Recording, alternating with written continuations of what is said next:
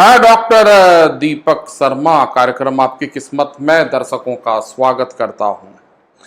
कार्यक्रम आपकी किस्मत और यूट्यूब चैनल के माध्यम से दर्शकों को हम ज्योतिष शास्त्र, वास्तु शास्त्र और ग्रह नक्षत्रों से संबंधित विभिन्न पहलुओं की जानकारी समय समय पर प्रदान करते आए। आप हमारे कार्यक्रम आपके किस्मत डॉक्टर दीपक शर्मा को देखते रहिए और यदि आपको हमारा ये कार्यक्रम पसंद आता है तो आप हमें सब्सक्राइब भी कीजिए। आप हमारे व्हाट्सएप नंबर पर सीधी हमसे बात भी कर सकते हैं। आज हम दर्शकों को रक्षाबंधन के पर्व के विषय में जानकारी प्रदान करेंगे। रक्षाबंधन का पर्व हमारे संपूर्ण भारत में धूमधाम से मनाए जाने की परंपरा सदियों से प्रचलित है। इस पर्व का ज्योतिष शास्त्र से क्या संबंध है और इस पर्व की ज्योतिष शास्त्र में क्या महत्वता है, आज हम दर्शकों को ये बतलाने वाले हैं। श्रावण शुक्ल पक्ष की पूर्णिमा अर्थात सावन का महीना हो, शुक्ल पक्ष की पूर्णिमा हो तो ये तिथि भाई बहन के प्रेम स्वरूप रक्षाबंधन के रूप में मनाई जाती है। बहनें भाइयों की कलाई में एक रक्षा सूत्र बांधती हैं और भाई उनकी रक्षा का वचन बहनों को प्रदान करते हैं। ये पर्व रक्षा के सांकेतिक रूप के संदर्भ में मनाया जाता है। पौराणिक कथाओं पर विचार किया जाए तो जब एक बार भगवान श्री कृष्ण को चोट लगी थी, भगवान श्री कृष्ण चोटिल हो गए थे, तब द्रौपदी ने अपने साड़ी का पल्लू फाड़ करके भगवान श्री कृष्ण के उस क्षतिग्रस्त स्थान पर बांध करके उनके रक्तस्राव को रोका था। तभी भगवान श्री कृष्ण ने द्रौपदी की रक्षा का वचन दिया था और जब द्रौपदी का चीरहरण हो रहा था उस समय भगवान श्री कृष्ण ने द्रौपदी की रक्षा की थी। ये कहानी हमारे पुराणों में प्राप्त होती है। यदि रक्षाबंधन के विषय में और भी पौराणिक कथाओं की हम चर्चा करें तो जब देवताओं और राक्षसों के मध्य युद्ध हो रहा था, एक लंबी अवधि तक ये युद्ध चला और दैत्यों का इस पृथ्वी में शासन हो गया था, अर्थात देवगण पराजित हुए थे और राक्षस गण विजेत होकर के अपना शासन चला रहे थे। दैत्यों के राजा ने इस पृथ्वी में धर्म के प्रचार प्रसार को पूरी तरह से प्रतिबंधित कर दिया था। जब धर्म का प्रचार प्रसार रुका तो सारे देवगण मायूस हो गए, परेशान हो गए, धर्म की हानि होने लगी और पापाचार बढ़ने लगा। देवी देवता अपने देवगुरु बृहस्पति के समीप गए और देवगुरु बृहस्पति से उन्होंने इस समस्या का समाधान पूछा। हमें राक्षसों से मुक्ति कैसे प्राप्त होगी? देवगुरु बृहस्पति ने देवी देवताओं को ये संदेश दिया कि जब श्रावण शुक्ल पक्ष की पूर्णिमा आए तब जितने भी देवी देवता हैं वो एक दूसरे के हाथों में रक्षा सूत्र के रूप में कलाई में धागा बांधें। देवताओं के राजा इंद्र ने भी ऐसा ही किया। जब श्रावण शुक्ल पक्ष की पूर्णिमा आई तो इंद्र ने अपने साम्राज्य के समस्त जनता को यह संदेश देकर कि रक्षा कवच पूरी प्रजा बांधेगी और जब रक्षा सूत्र रक्षा कवच के रूप में बांधा गया तो देवताओं की विजय हुई और देवता पुनः अपने साम्राज्य को स्थापित करने में कामयाब हो गए। यह श्रावण शुक्ल पक्ष की पूर्णिमा थी जब रक्षा सूत्र को बांधा गया और देवताओं ने अपने खोए हुए साम्राज्य को पुनः प्राप्त किया। तब से इस तिथि में बहनें अपने भाइयों के कलाई में रक्षा सूत्र बांधती हैं। न केवल बहनें बल्कि अपने समाज में जो पंडित हैं वो भी लोगों की कलाई में रक्षा सूत्र बांधते हैं।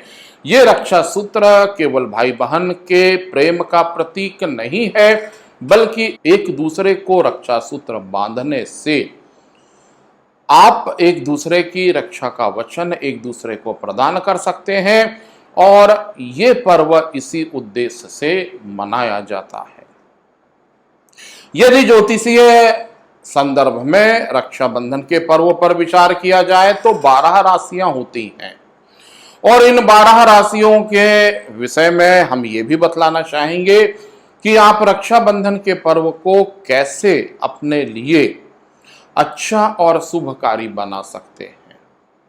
यदि मेष राशि के जातकों की बात की जाए तो चाहे वो भाई हो या बहन हो, मेष राशि का जातक है तो उसे नारंगी रंग के या ऑरेंज कलर के रक्षा सूत्र का प्रयोग करना चाहिए। यानी आपकी राखी का रंग नारंगी अथवा लाल हो तो ज्यादा अच्छा है। मेष राशि के भाई बहनों के लिए नारंगी यानी ऑरेंज या लाल रंगों का प्रयोग ज्योतिषीय सलाह के रूप में प्रदान किया जाता है।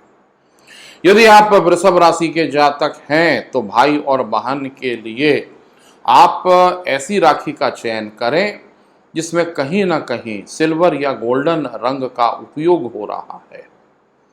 चांदी या चांदी जैसे रंग का इस्तेमाल जिस राखी में किया गया है या जो गोल्डन रंग का धागा होता है उस धागे को या उस राखी को वृषभ राशि के जातकों को उपयोग में लाना चाहिए, जिससे ये पर्व उनके लिए ज्यादा शुभ फलदायी हो सकता है। मिथुन राशि के जातकों के लिए यदि भाई और बहन राखी का प्रयोग कर रहे हैं तो उन्हें हरे अथवा हरे मिश्रित रंगों से संबंधित राखी का उपयोग करना चाहिए।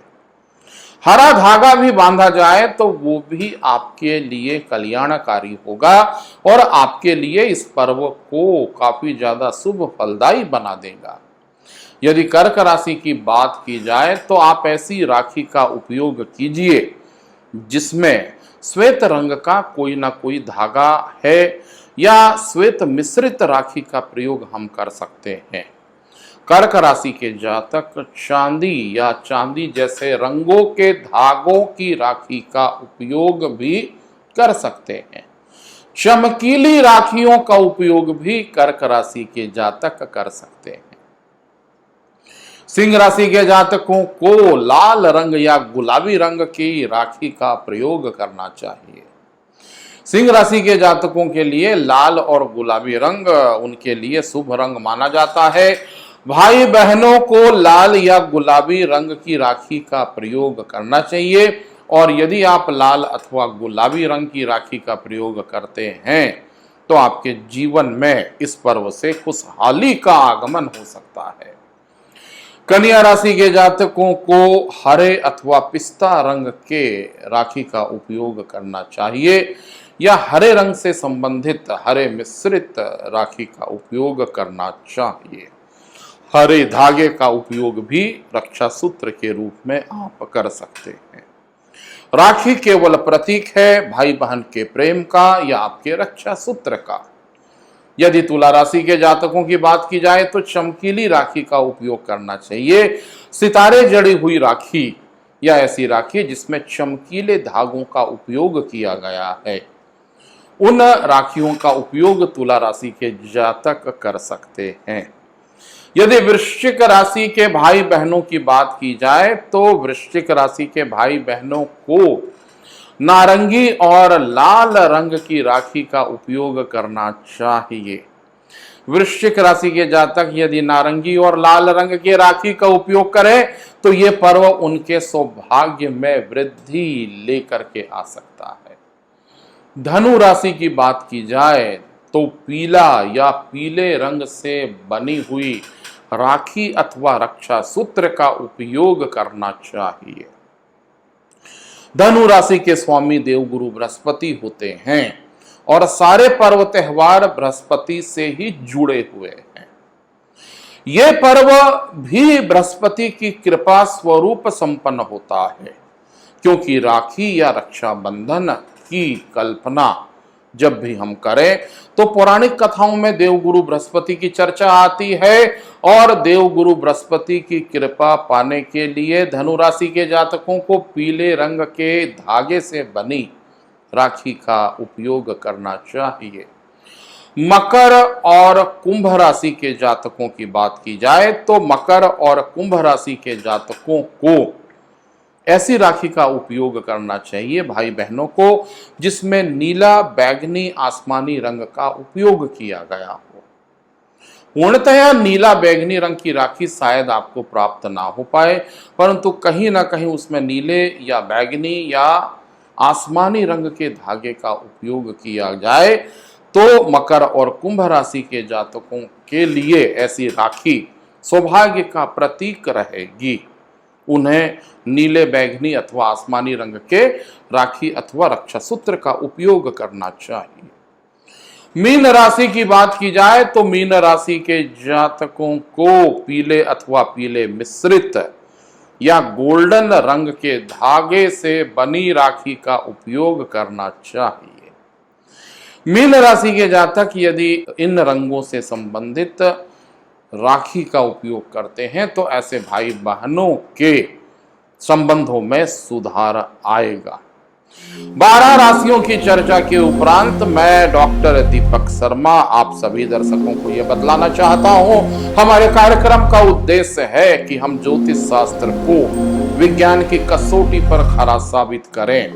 विभिन्न पर्व एवं त्योहारों की क्या उपयोगिता है और हमारे भारतीय शास्त्र में, प्राचीन शास्त्रों में हम इन पर्व त्योहारों को किस रूप में मनाएं, हम समय समय पर आपको ये जानकारी प्रदान करते रहेंगे। अब अगले प्रसारण और अगली रोचक चर्चा तक के लिए मुझे डॉक्टर दीपक शर्मा को इजाजत दीजिए। नमस्कार।